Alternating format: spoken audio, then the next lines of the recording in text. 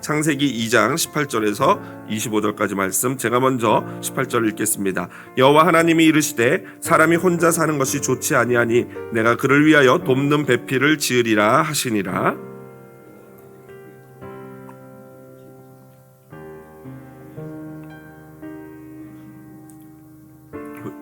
그것들을 그에게로 이끌어 가시니 아담이 각 생물을 부르는 것이 곧 그의 이름이 되었더라. 아담이 모든 가축과 공중의 새와 들의 모든 짐승에게 이름을 주니라. 아담이 돕는 배필이 없으므로 여호와 하나님이 아담을 깊이 잠들게 하시니 잠들매 그가 그 갈빗대 하나를 취하고 살로 대신 채우시고 여호와 하나님이 아담에게 취하신 그 갈빗대로 여자를 만드시고 그를 아담에게로 이끌어 오시니 이는 내 뼈 중에 뼈요 살 중에 살이라.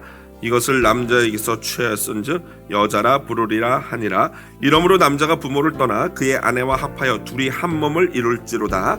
아담과 그의 아내 두 사람이 벌거벗었으나 부끄러워하지 아니하니라. 아멘. 창세기 2장 18절부터 25절 본문 말씀 가지고요, 이런 사람이랑 살아도 되나요?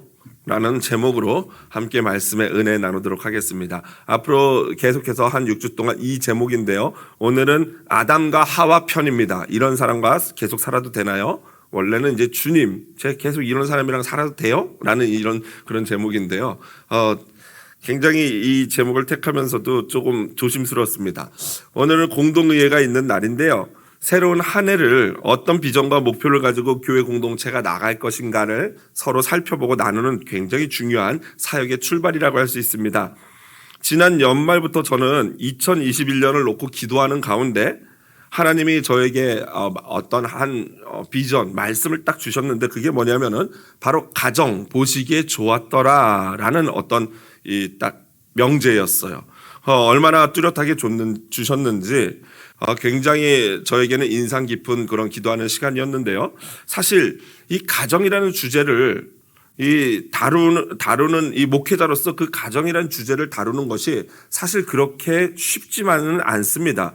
왜 그러냐면요, 어떤 분들에게는 굳이 다시 들춰내서 살펴보고 싶지 않은 그런 주제일 수도 있기 때문입니다.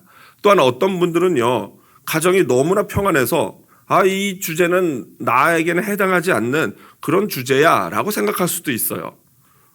이 가정이라는 주제는 마치 이 가정이라는 주제를 선택하면요, 마치 부부간에 깊은 상처가 있거나 자녀 문제로 고민하는 가정에나 필요한 주제가 아닐까라고 생각하는 오해가 있을 수 있습니다. 이 가정이라는 이 주제에 우리가 관심을 보이면은 분명히 저 집안에는 뭔가 심각한 문제가 있구나 라고 잘못된 선입견을 가질 수도 있다라는 말이죠. 그래서 이 가정이라는 주제를 다룰 때는요, 누군가에게는 그 주제 자체가 부담일 수도 있고 어떤 경우에는 심지어 상처까지도 줄 수 있지 않나라고 생각이 됩니다. 또 누군가에게는 그 주제가 나와는 굉장히 상관이 없다라는 소외감을 느낄 수도 있는 주제일 수도 있는 그런 리스크를 갖고 있다고 생각을 합니다.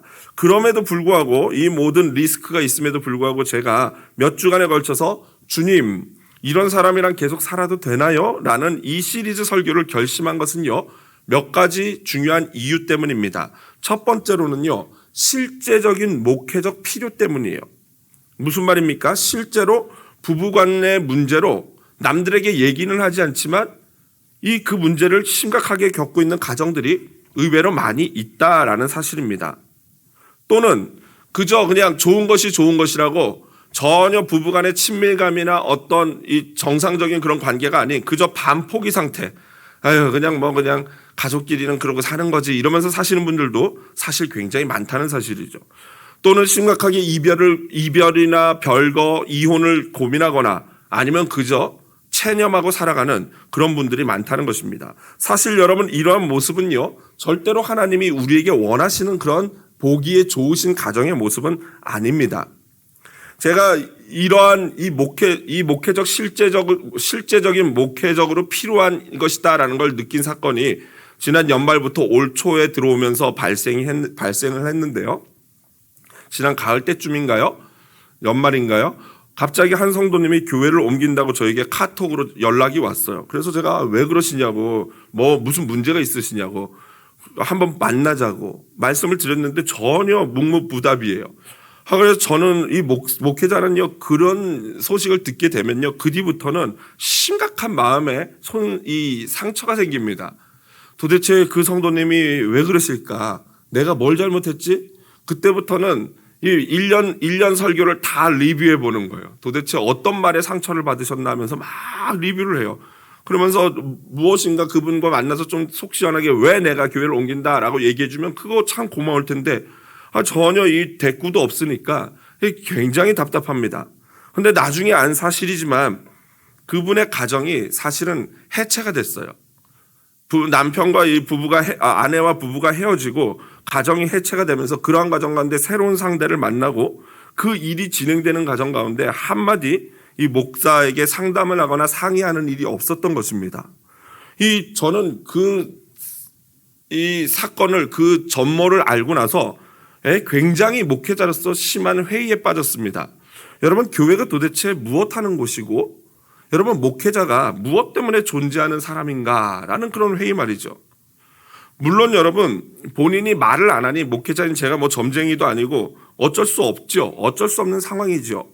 그 본인이 결정하고 본인이 선택하는 본인의 삶이니까요.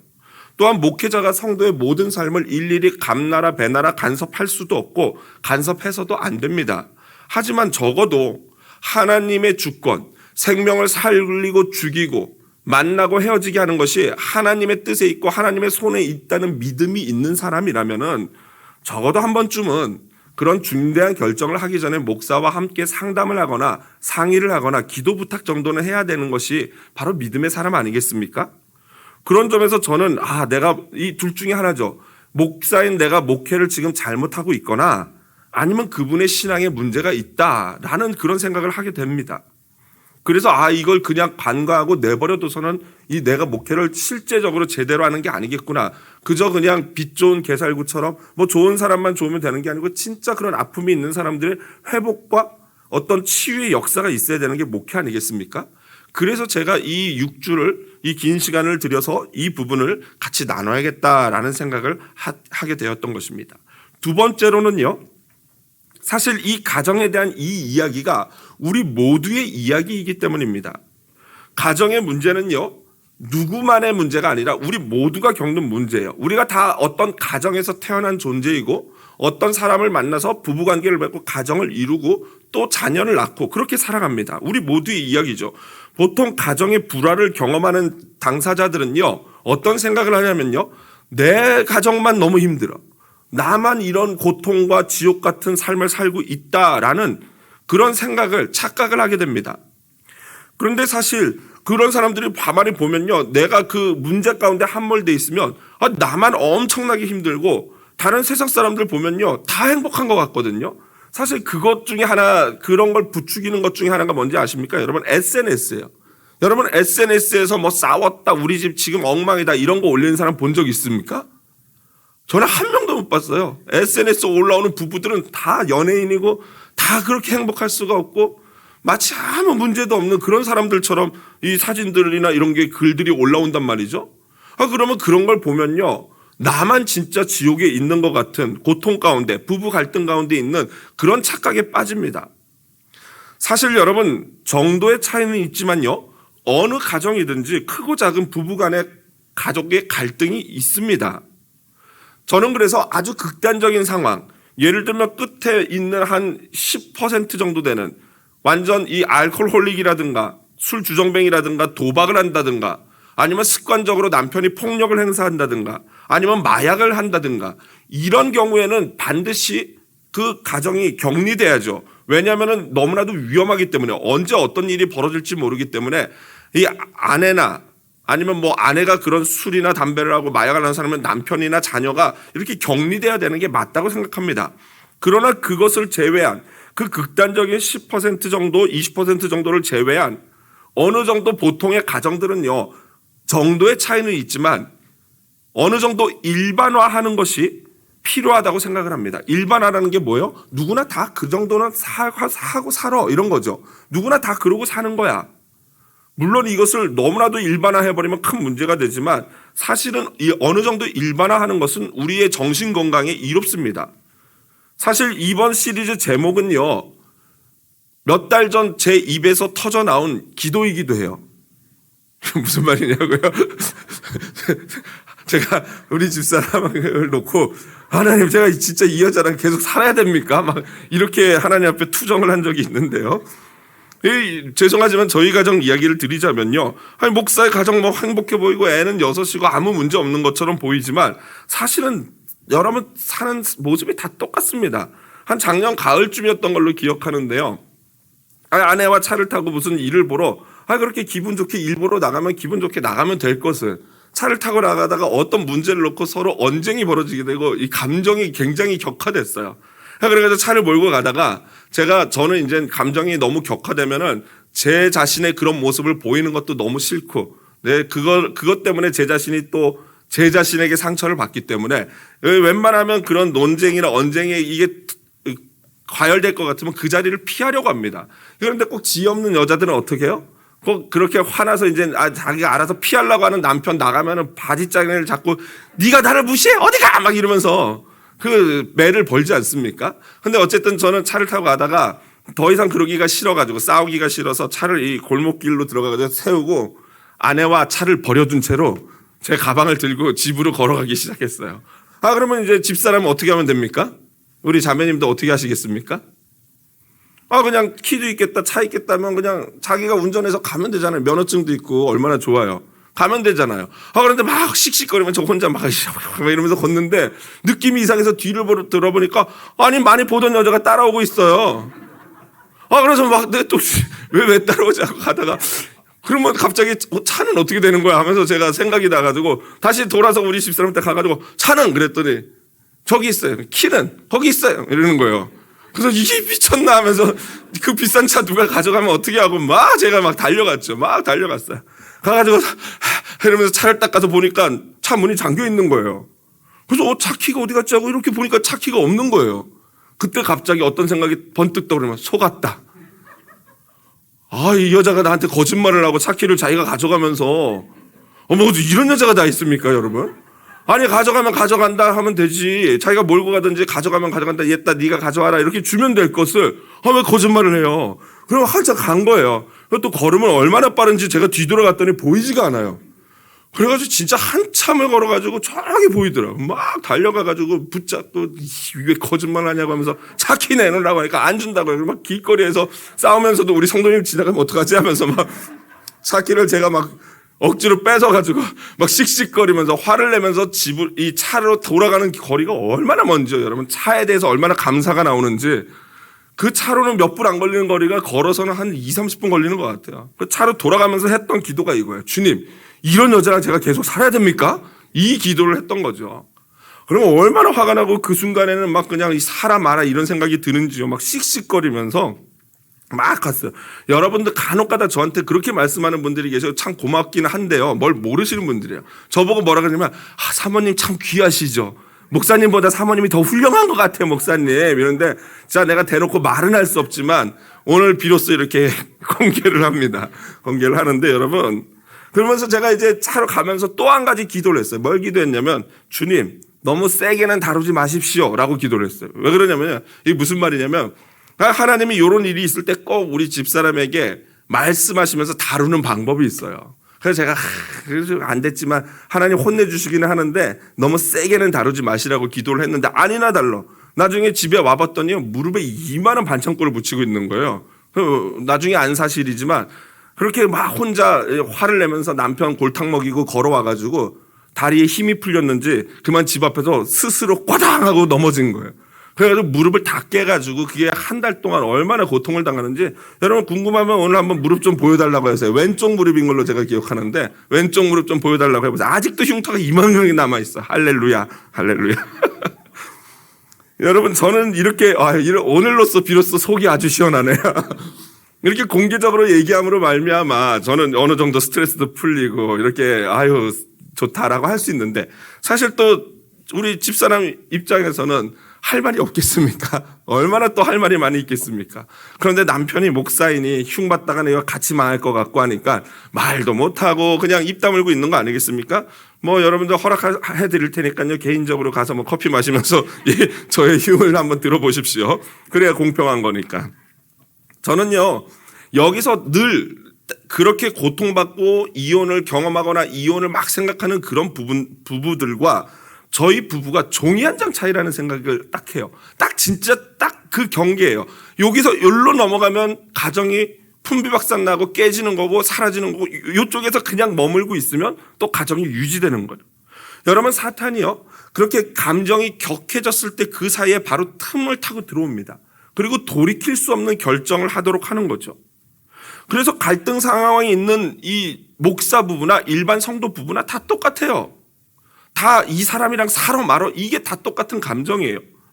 그냥 행복해 보이는 부부도 그렇지 않다고 생각되는 부부나 사실은 종이 한 장밖에는 차이가 나지 않는다는 것입니다. 여러분, 그러면 그 종이 한 장 차이가 과연 무엇일까요? 이것은요, 이따 결론 부분에 제가 말씀드리도록 하겠습니다. 한마디로 격한 감정에서는 어떤 결정도 해서는 안 됩니다. 나중에 후회할 수 있습니다. 제가 진짜 신기한 것은요, 우리 한사랑교회, 시애틀 한사랑교회에 내가 이제 첫 번째 설교를 선보이러 온 때가 있어요. 2015년 10월 3일인데 그때 딱 와가지고 주일날 예배를 제가 2번 설교를 하고 한 번 11시 예배 설교를 하고, 그러고 났더니 점심을 먹고 바로 그날 무슨 일 세미나 같은 걸 하더라고요. 성도님들끼리 으쌰으쌰 하자고 성도 중에서 한 명씩 돌아가면서 세미나를 하는 건데, 그날 세미나 이 강사가 누구였냐, 우리 페더럴웨이의 유명한 서장님이셨어요. 경찰서장님. 경찰서장님이 나와가지고 실제로 페더럴웨이시에 있는 뭐 가정폭력 이런 걸 얘기하면서 절대 이렇게 밀쳐서도 안 된다. 밀쳐도 이게 뭐 가정폭력이 된다. 이런 내용을 해서 제가 앉아서 들으면서, 야, 하나님이 내가 담임 목회를 시작하기 전에 이런 부분까지도 점검해 주시네. 선을 그어 주시네 하면서, 아, 그렇구나. 저 좋은 굿 인포메이션이다. 라고 생각하면서 은혜를 많이 받았어요. 근데 실제로 사실 우리 성도님 중에도요, 신혼 초에 부부싸움을 해가지고 이런 일이 있었던 분이 있어요. 신방을 갔더니 막 다 저한테 이렇게 얘기하는데, 이것도 허락받고 제가 얘기하는 겁니다. 이분 만나고 싶은 분은 또 저한테 와서 물어보시면 제가 연결시켜 드릴게요. 이분이 신혼 초에 막 부부싸움 했는데 너무 감정이 격화되니까 이분이 경찰을 부른 거예요. 경찰을. 근데 문제는 사실은 남편이 손도 안 댔어요. 근데 이분이 경찰을 불러가지고 막 이제 난리가 났죠. 여러분, 미국 경찰 한번 부르면 난리 나지 않습니까? 그냥 진짜 세상 뒤집어진 것처럼 막 경찰들이 몰려오는데, 와가지고 난리가 나고 막 동네 알려주고 막 주변에 기숙사 이런 데 알려주고 막 난리가 났어요. 그러고 나니까 이제 덜컥 본인도 겁이 났겠죠? 이거 일이 너무 커지는구나 싶어가지고, 아니라고, 사실은 내가 거짓말한 거라고, 그 사람이 나 안 때렸다고 하는데도 경찰이 듣지도 않고 남편을 잡아가서 제일에다 막 구치소에다 넣고 막 잠재우고, 나중에는 직장에 막 경찰 리포트가 날라와, 이 남자가 이렇게 돼서 신고당해서 이렇게 됐다라고 하고 막 했다는 거예요. 나중에 나중에 후회하니까 늦은 거죠. 이미 늦은 거죠. 사건은 벌어졌죠. 여러분, 제가 그분 남편이었으면 진짜 배신감 느꼈을 것 같아요. 내가 이 여자랑 살아야 돼 말아야 돼, 진짜 이런 여자랑 계속 살아야 되나, 내가 숨이나 쉴 수 있을까, 갑자기 뻑하면 그냥 앤디 집사님 부른다 이럴까 봐 무서워서 살 수 있겠나, 이런 생각하지 않겠습니까? 그런데 그분 잘 살고 있을까요, 못 살고 있을까요? 아주 잘 살고 있어요. 지금도 아주 행복하게 건강하게 잘 살고 있어요. 이게 뭐예요? 은혜인 줄로 믿습니다. 여러분, 간혹 가다가 부부 사이에 진짜 한 번도 싸우지 않고 큰 소리 한 번 낸 적 없다 하시는 분들 계셔요. 진짜 믿기지는 않지만 그런 분들이 계시고, 실제로 그분들 가만히 보면 정말 그럴 수도 있을 것 같다라는 생각이 들어요. 그런 분들은 진짜 특별한 하나님의 은혜죠. 그런 분들 왜 하나님이 그런 부부를 만나게 했겠습니까? 그 선한 영향력으로 그렇지 못한 성도님들을 어떻게 하라는 거예요? 돕고 그분들을 섬기라는 그런 의미 아니겠습니까? 그러므로 건강한 부부도 역시 당연히 가정에 대한 이것은 우리들의 이야기가 되는 것입니다. 세 번째로, 이것은요, 이런 사람이랑 살아도 돼요? 제가 이렇게 설교하고 이 주제를 다룰 수밖에 없는 이유는, 이것은 과거가 아니라 우리의 미래의 이야기이기 때문이에요. 여러분, 보통 가정 이야기를 할 때 부담이 되는 이유 중에 하나는요, 이미 과거의 아픔을 경험하신 분들에 대한 어떤 배려 때문 아니겠습니까? 사실 이 시리즈는요, 과거 이야기가 아니라 미래에 관한 이야기입니다. 과거에 어떤 경험을 했든지 간에 상처가 있고 후회가 남고 죄책감이 있지 않습니까? 그런 것들에서 속히 벗어나야 된다는 거예요. 내 잘못이 아니에요. 가정이 갈라지고 헤어지게 되는 것은 마치 교통사고 당하는 그런 것과 같은 일일 수 있어요. 물론 내가 잘못할 수도 있고 상대방이 잘못할 수도 있고 같이 잘못할 수도 있고 아무 잘못이 없는데 상황이 어떻게 되다 보니 그렇게 될 수도 있어요. 그러므로 그 가운데는 상처가 발생하고 후회도 생기고 죄책감도 발생할 수 있지만 이미 지나버린 과거는 과거로서 그냥 내버려 두셔야 되는 거예요. 그래서 간혹가다 그런 경험을 하고 지금 현재 살아가는데 또 지금 살아가는데 어려움이 발생하는 분들은 간혹가다 이런 생각을 해요. 내 실수, 내 잘못 때문에 내 불신앙적인 선택, 내가 그때 이렇게 하나님 뜻대로 안 하고 지금 이런 선택을 했기 때문에 지금 가정에도 이런 어려움이 있나? 라고 오해를 하세요. 하나님은 여러분 그러한 하나님이 아닌 줄로 믿습니다. 하나님은 과거의 하나님이 아니세요. 하나님은 현재의 하나님이시고 장래에 우리에게 소망을 주시는 분인 줄로 믿습니다. 예레미야서 29장 11절. 여러분 큰 목소리로 한번 화면 보면서 한번 읽어볼까요? 같이 읽겠습니다. 여호와의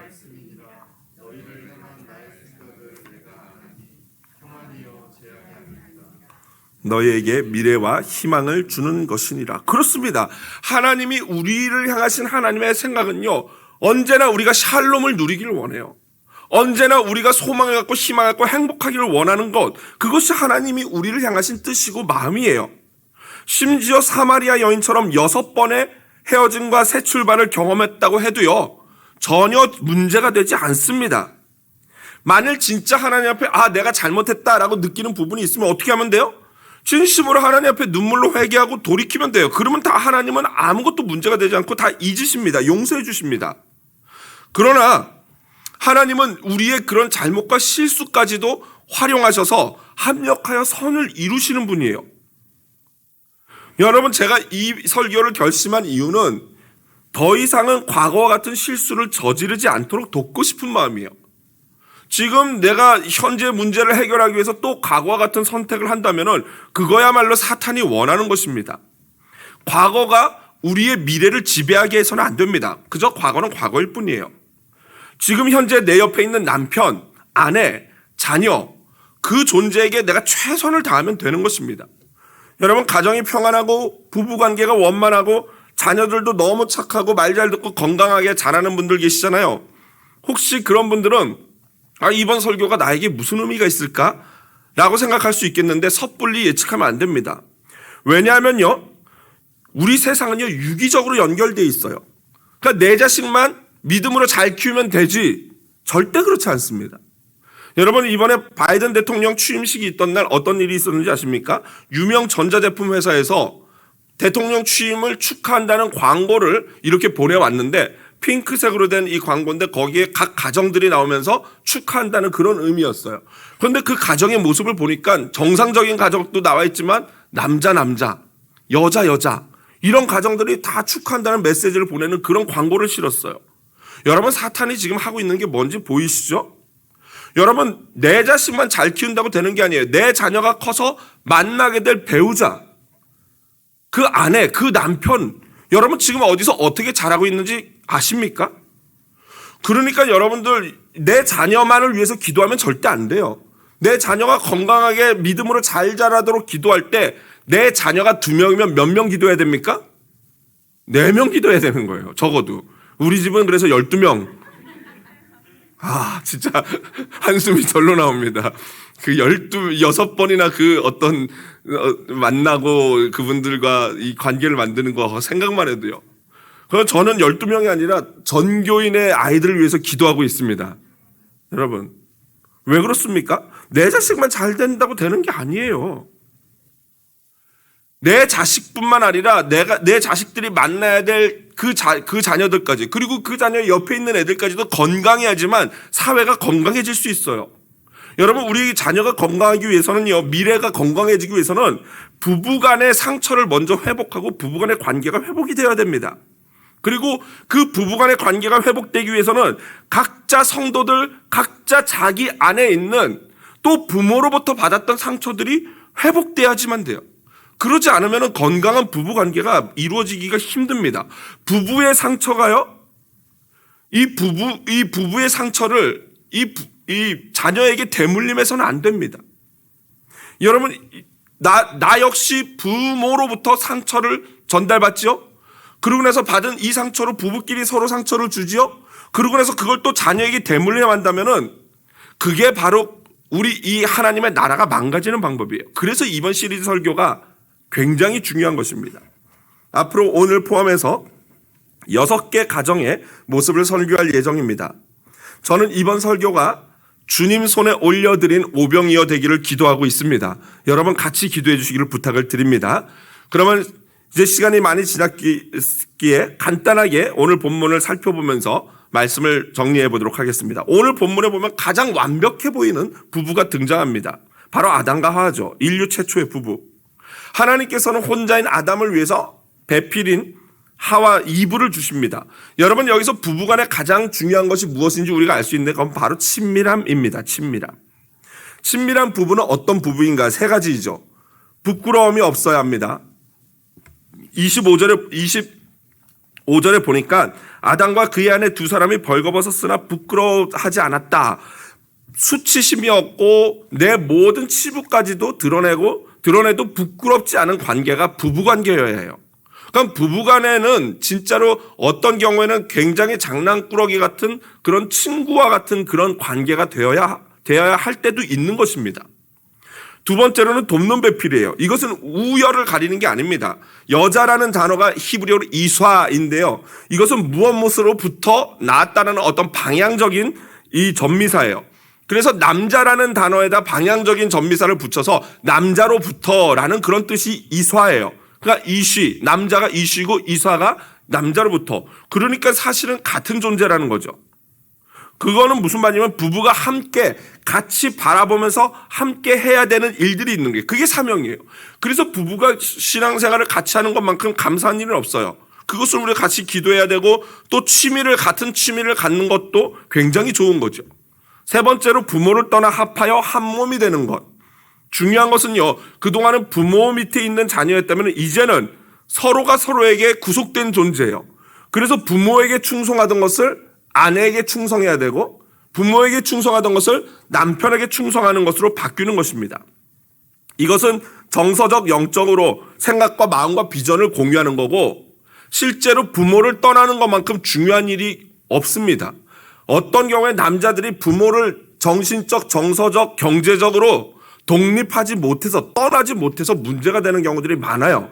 그리고 요즘 여성화된 요즘 시대에는 오히려 또 여자들이 부모의 가정을 떠나지 못하고 오히려 남자가 마치 대릴사이처럼 그 처가 쪽으로 붙는 이런 것 때문에도 문제가 많이 돼요. 독립적인 가정이 돼야 돼요.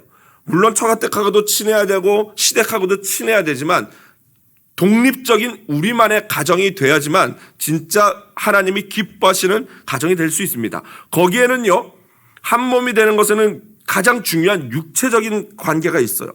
여러분, 수많은 가정 문제를 상담해 보면요, 결국 파고 들어가 보면요, 결국 부부간의 친밀한 육체적인 관계가 없는 부부들이 상당히 많아요. 현대 이 젊은 부부들 중에서도요, 부부 생활을 하지 않는 섹스리스 부부들이 요즘 그 퍼센티지가 굉장히 높다고 해요. 그래서 실제로 다큐멘터리를 보면은 실제로 그런 분들이 굉장히 많더라고요. 그런데 여러분, 성경은 뭐라고 말합니까? 고린도전서 7장 5절입니다. 같이 한번 읽어볼까요? 같이 큰 목소리를 읽어보겠습니다. 서로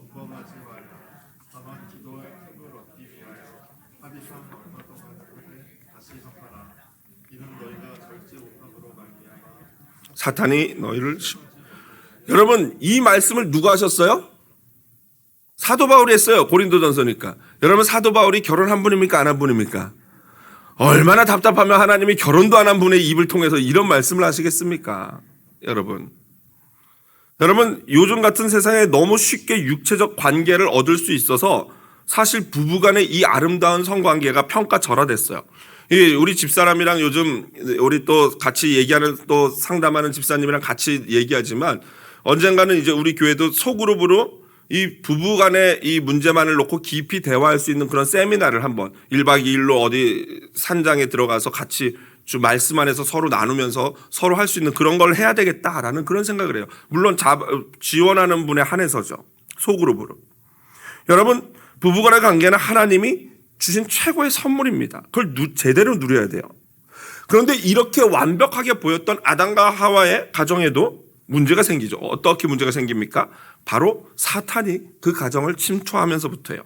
3장 1절에 보니까 그런데 뱀이 여호와 하나님이 지으신 들짐승 중에 가장 간교하니라. 뱀이 여자에게 물어 이르되, 이때부터 문제가 생긴 거예요. 여러분, 이 뱀은요 바로 사탄입니다.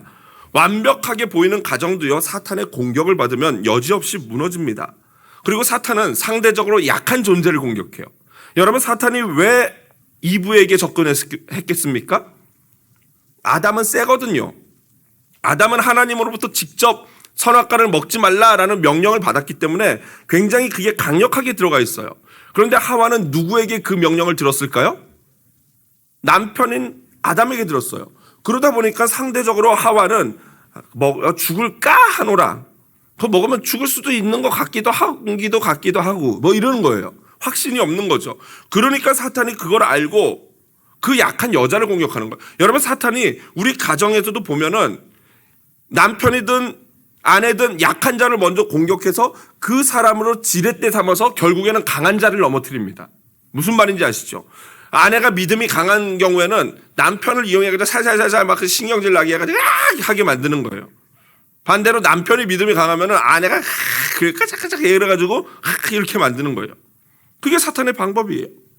두 번째, 사탄이 또 무엇을 사용하냐면요, 상처를 사용해 공격합니다.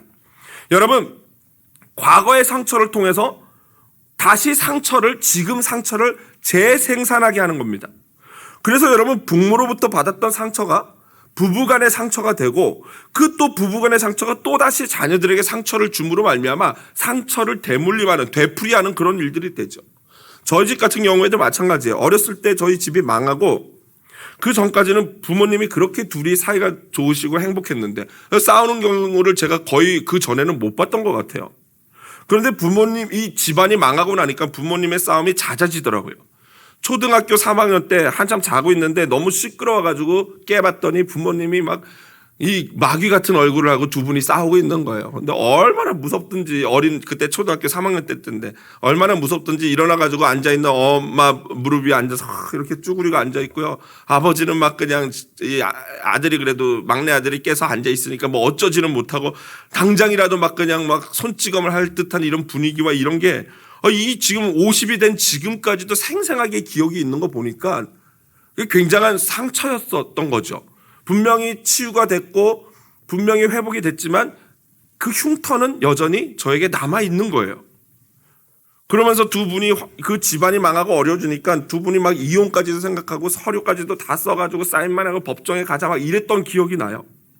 그런데 두 분이 너무 사랑한 나머지 결국 헤어지지는 못하고 그걸 찢고 다시 계속해서 살아서 제가 이렇게 건강한 가정에서 자랄 수 있었는데 충분히 우리 부모님을 이해하고요. 충분히 그럴 수 있겠다라고 생각을 해요. 그런데 놀라운 것은 목사이고 성이 된 저 역시도 여전히 그 상처가 그 기억들이 남아있고 이제 흉터로 남아있고 저 역시 마음이 아프고 굉장히 후회스러운 게 이 아이들 앞에서 아내와 큰 소리로 싸우는 것들을 보여줬다는 거예요.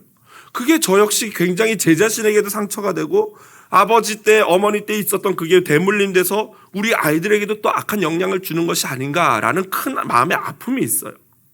여러분, 그러므로요, 내 안에 가만히 보니까 어른이 된 내 안에도 여전히 내 속에서 울고 있는 어린 아이가 있는 거예요. 그 어렸을 때 상처받았다. 그것들이 여러분 속히 회복돼야 됩니다. 부부간에 받은 상처든 어렸을 때 부모님으로부터 받은 상처든 그것이 여러분 회복돼야지만 건강한 부부 생활을 할 수 있는 거예요. 그리고 건강한 가정의 모습을 자녀에게 물려줄 수 있는 겁니다. 이제 아담은 자신의 존재만큼이나 이 아름다운 아내를 보면서 완벽한 고백을 합니다. 내 뼈 중에 뼈, 살 중에 살이라 라고 고백을 해요. 저는요 참 이해 안 되는 분들이 계시는데 간혹 가다가 SNS에서 자기 아내나 남편에게 막 사랑을 고백하고 사랑한다 막 이러면서 고백하는 분들이 계셔요. 저는 그런 분들이 진짜 이해가 안 돼요. 아니, 그 고백을 어디다 해야 됩니까? 아니, 아내한테 직접 하면 되는 걸 왜 페이스북에다 하는지 모르겠어요, 저는. 참 그 심리가 이해가 안 되고 저는 좀 옛날 사람인 것 같아요. 굳이 그 페이스북에다 그걸 꼭 그렇게 올려야 되나? 라는 생각이 들어요. 그냥 안에 앉혀놓고 여보 사랑해 당신밖에 없어 이러면 되는 거를 거기다가 굳이 막 촛불 켜놓고 막 케이크 켜놓고 참 그렇습니다. 그런데 오늘 이 아담은요 그 하와에게 직접 고백했어요. 이 메투엘리라는 이 주석가는요 이거에 대해서 이렇게 말했어요. 이 아내를 이 갈빗배에서 하나님이 이 사용하여 만들지 않았습니까? 남자의 머리에서 취하시지 않은 것은 여자가 남자를 억누르는 일이 없게 하기 위해서이며 발에서 취하시지 않은 것은 여자가 남자에 의해 짓밟히는 일이 없게 하기 위해서이며 가슴에서 취하신 것은 여자가 남자와 동등하며 여자는 남자의 어깨 아래에서 그의 보호를 받으며 가슴 곁에 있으며 사랑받게 하기 위해서이다. 참 저런 능력을 주신 거 보면 샘이 나요. 저렇게 글을 예쁘게 멋있게 쓸 수 있는 게 얼마나 부러운지 몰라요. 여러분 그래서 지금 아담이 내 뼈 중에 뼈요 살 중에 살이라 이렇게 고백하거든요. 웬걸요. 이거 얼마나 됐을까요? 이 고백이 얼마나 허무한지요. 어떻게 보면은 쌤통이다 막 이런 나쁜 마음이 생기는데 그렇게 멋있게 고백해놓고요. 사람이 환경이 바뀌면 쉽게 마음이 변하는 거예요. 우리 아까도 말씀드렸지만 환경이 어려워지고 물질적으로 집안이 망하니까요. 가정이 굉장히 피폐해져요. 여러분 아담의 변화된 심정을 한번 살펴볼까요? 하나님이 너 왜 선악과 먹었냐라고 질타하시니까 뭐라고 답변합니까? 3장 12절에 이렇게 답변합니다. 고개 빳빳이 쳐들고 하나님께 이렇게 말해요. 하나님이 주셔서 나와 함께 있게 하신 여자 그가 그 나무 열매를 내게 줌으로 내가 먹었나이다. 뭔 소리 하고 있는 거예요 지금? 여러분 이거 살 중에 살이요 뼈 중에 뼈요. 이렇게 고백했던 사람이면 뭐라고 해야 됩니까? 주님 죄송합니다. 제가 사랑하는 아내를 제대로 신앙교육을 못 시켜서 그렇습니다. 저를 죽여주십시오. 이게 정상인데요. 그러기는커녕 오히려 누구 탓하고 있는 거예요? 여자 때문이에요. 여자 아내 때문이에요. 그러면서 더 나가서 뭐라 그래요? 그 여자 장인어른이 문제의 장인어른이 누구예요? 하나님이잖아요. 하와를 지어주신 분이 장인어른이 하나님이니까 여러분 그래서 부부싸움 하면요 말하는 선을 정해놔야 돼요. 항상 이 싸움의 문제가 뭐냐면 너 때문에 이게 문제거든요. 너 때문에 거기다가 한 발짝 더 나가면은 너 때문에가 뭐로 변해요? 너희 아빠 때문에 너희 엄마 때문에. 그러면 그 가정은 이미 끝난 거예요. 여러분 그러므로 아무리 부부싸움을 해도 선을 정확히 정해놔야 됩니다. 여러분 오늘 아담과 하와의 가정 괜찮겠습니까? 여러분 이 정도 됐으면 너 때문에 너희 아빠 때문에까지 나왔어요. 그러면 이제 두 사람은 이제 헤어져야 되는 거 아니겠습니까? 말씀을 마무리합니다. 갈라서야 되겠죠. 한 가정의 경제만 망쳐도 집안이 풍비박산나고 깨질 위기에 놓이게 되는데 지금 오늘 이 가정의 여자는요 한 가정이 아니라 온 피조 세계를 망쳐놨어요. 이 여자랑 살아도 되겠습니까? 웬걸요? 그런데 여기서 중요한 건 아까 말했던 바로 종이 한 장 차이예요. 여러분 그 종이 한 장 차이가 무엇인지 아십니까? 3장 21절입니다. 같이 한번 읽어보겠습니다. 여호와